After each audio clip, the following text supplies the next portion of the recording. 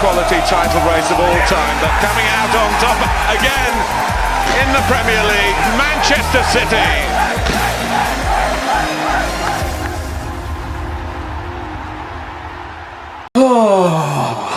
What a day, what a game. Hello guys, how are you getting on? My name is Aaron Kelly. You're very welcome back to another episode of the Premier League Verdict. And Frank Lampard finally has his second victory as Chelsea manager, and what a win it was. What a win. Wolves 2, Chelsea 5 at Molineux yesterday. An incredible result.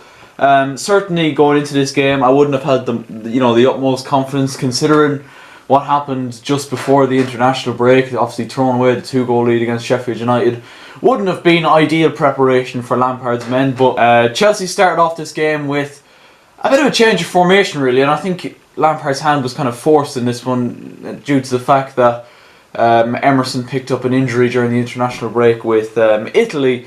But I was surprised to see Chelsea start with a back three, something we don't really see that often from them. I suppose we had a lot of success with that tactic under Antonio Conte when we played with wing backs, and it was Marcos Alonso and Victor Moses as the wing backs. But on this occasion, the wing backs, Marcos Alonso was back, making his first start of the season. Also there was Azpilicueta in a right wing back position, a position we're not really used to seeing from him. The back three was Fikayo Tomori, Andres Christensen and Antonio Rudiger, returning from injury Antonio Rudiger, which obviously was a massive plus going into this game. Obviously there was breaking news as well that N'Golo Kante was still not fit to start this game at Molineux, so once again it was Jorginho alongside Mateo Kovacic across that midfield four with Alonso and Azpilicueta as wing backs, and it was a start for Willian up front as he supported Tammy Abraham and Mason Mount in Chelsea's attack.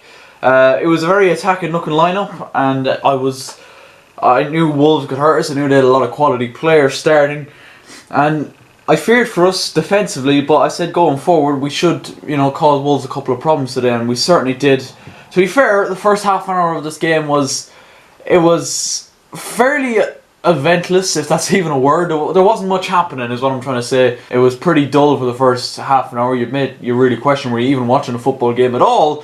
But finally Chelsea did break through, and oh my goodness, what a goal. What a goal from Fikayo Tomori. A ball comes out to him about 30 yards out, curling shot but with a lot of power into the far top corner.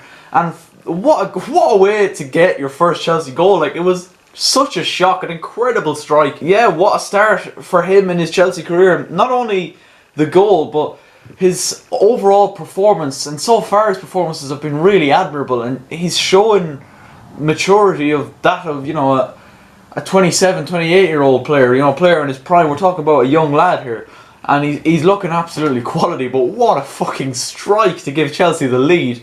And to be honest, between that stage and half time, it seemed as though the floodgates kind of opened. Tammy Abraham was on the score sheet twice just before half time. A typical poacher's finish from him to get his first, and then a bullet header into the corner to make it 3-0 Chelsea at half time. Wolves did have chances that they missed, and they ended up ruining those chances going into half time as Chelsea led by 3-0.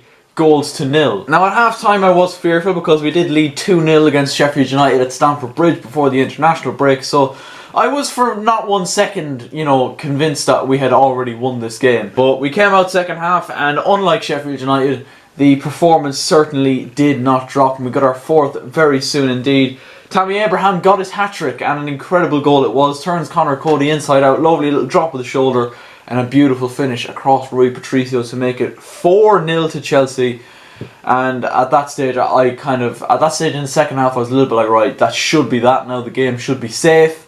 But then Wolves started getting back into it. They then got a goal through Roman Saiz. It actually was given as a Tammy Abraham OG, I think making him the first ever Premier League player to get a hat-trick and an OG in the same game. I'm not sure it's a title he really wants, but fuck it, like, it didn't really matter come the end. They did get a second one then with 5 minutes to go thanks to new signing Patrick Cutrone, his first goal for Wolves since signing from AC Milan. And I gotta say, that's the one negative about this game, is that number one, we didn't keep a clean sheet, but the goals that we did concede were not great defending, to be honest. Obviously the Saiz one that went in off Abraham, bit of a freak one. It's from a corner. He heads it down, Kepa saves it, it goes in off Abraham. There's not an awful lot Tammy can do about that.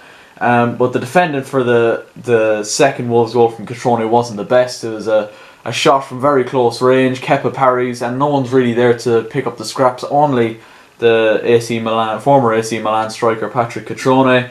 But Chelsea did make it safe then in the 95th minute thanks to Mason Mount, who got another goal to add to his belt. Every single goal, all 11 goals that Chelsea have scored this season, have been scored by academy graduates, which is an incredible... It's a great feeling, and I must feel great for Roman Abramovich because he did invest a lot of money into that academy, and to see results finally coming off, he must be really, really happy with how things are going. Chelsea now up to 6th in the Premier League table, and yeah, we're only 2 points off the champions Manchester City. They had a really bad result yesterday, didn't they? They lost 3-1 or 3-2, sorry, to Norwich City at Carrow Road. But yeah, I mean, we're back in the conversation. I think that's fair to say. We have a couple of really tough games now. Obviously, we got the Champions League is back this week. Chelsea play Valencia this Tuesday, I believe, at Stamford Bridge, and then we have Liverpool on Sunday next at Stamford Bridge, and that is going to be a massive game. Remember, Liverpool are still unbeaten, 5 games, 5 wins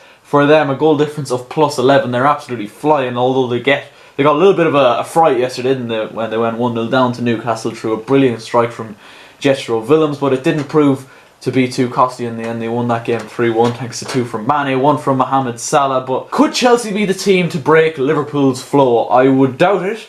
But at Stamford Bridge, you never know. Who fucking knows? I doubt he's going to play the same formation that he did yesterday against Liverpool next Sunday. I think it'll be it'd be very risky doing that in a game of that magnitude against the strikers that they have.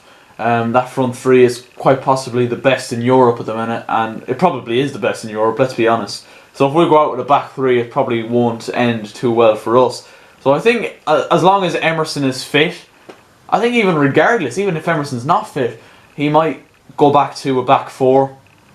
Marcus Alonso did actually quite well yesterday, and he got an assist for Tammy Abraham as well, so I mean, fair play to him, his first appearance of the season. But yeah, overall just very, very happy with the result, and I just hope now that we can get a little bit of consistency going, because that's been the issue so far. I think there's no doubt we have definitely proved ourselves to be a very entertaining team to watch going forward, but defensively there's still a lot of errors there, similar to the way Arsenal have been for the last couple of seasons. If we can just batten down the hatches and really get a foothold now in that defence, and I think when we do revert back to a back four with Tony Rudiger in the middle of that back four, it might make a bit of a difference. I sure damn hope it will. We're definitely leaking far too many goals at the minute, and it's costing us. It's like we've seen it with Sheffield United, it cost us a result there. We've just conceded far too many goals. Like, our goal difference at the minute is 0, and considering we have 8 points, I mean, it's not a great goal difference, to be honest. We now have 2 wins, 2 draws and 1 defeat. It's just about turning them draws into wins now. Can we get a result against Liverpool next week? That's the big question though. I'm really intrigued, looking forward to that. It should be a fantastic game nonetheless. I just hope we don't get fucking spanked, to be honest. So yeah, after Liverpool we have Brighton at home, then Southampton away.